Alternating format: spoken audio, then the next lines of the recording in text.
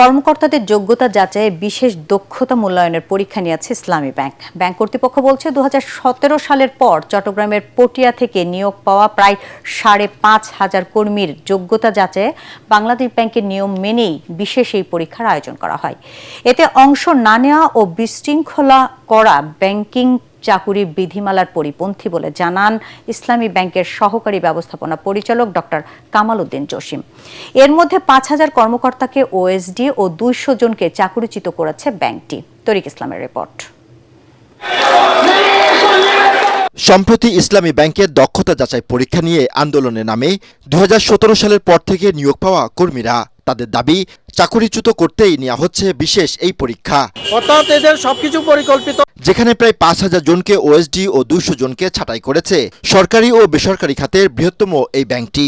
2017 সাল থেকে যদি সব নিয়োগ অবৈধ হয় তাহলে ওরা নিজেরাও অবৈধ মনে হবে। এরই মধ্যে সামাজিক যোগাযোগ মাধ্যমে ফাঁস হয়েছে পরীক্ষা না দিতে কর্মীদের হুমকি ধামকির বিষয়। অভিযোগ রয়েছে নিয়োগ বিজ্ঞপ্তি ও পরীক্ষা ছাড়াই চাকরিতে নিয়োগের ঘটনা।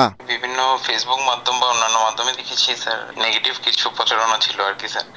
সেগুলো দেখেও আমরা সাহস করে গিয়েছিলাম স্যার। পরবর্তীতে ওখানে আসলে বিভিন্ন ঘটনা শোনার পর নেগেটিভ ঘটনা শোনার পর স্যার আমরা আবার পরে চলে এসেছিলাম আর কি স্যার। তুমি যদি পরীক্ষা দিতে যাও তোমার সর্বপ্রথম আমি মারবো যে উনি আমার সিনিয়র, উনি অফিসার, আমি এখনো জুনিয়র অফিসার। আমি সম্মানের সাথে এটা বলছি, আমার অসম্মানের সাথে ভাষাটা কিরকম হইতে পারে আপনি বুঝে নিবেন।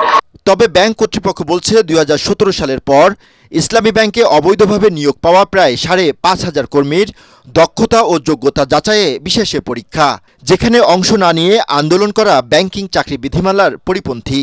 মূলত কম্পিটেন্সি অ্যাসেসমেন্ট এক্সাম হিসেবে আমরা করেছি। যাদের যোগ্যতার ব্যাপারে তো একটু কথা ছিলই, এটা সবাই জানেন, যে সে কারণে তাদের ওভারঅল মান যাচাইয়ের জন্য আমরা করছি এবং সেক্ষেত্রে আমাদের মূল উদ্দেশ্য ছিল তাদেরকে বৈধ করে তাদেরকে সম্মান দেওয়ার জন্য। পরীক্ষায় অংশ না নেওয়া এবং ওএসডি হওয়া কর্মকর্তাদের বিষয়ে চূড়ান্ত কোনো সিদ্ধান্ত নেওয়া হয়নি বলেও জানান এই কর্মকর্তা।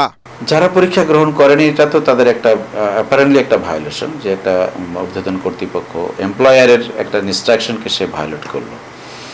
মানে একটা প্রতিষ্ঠানে বা একটা প্রতিষ্ঠানে চাকরি করলে প্রতিষ্ঠানের নিয়মটা মানাটাই তো হলো অনুগত কর্মীর দায়িত্ব।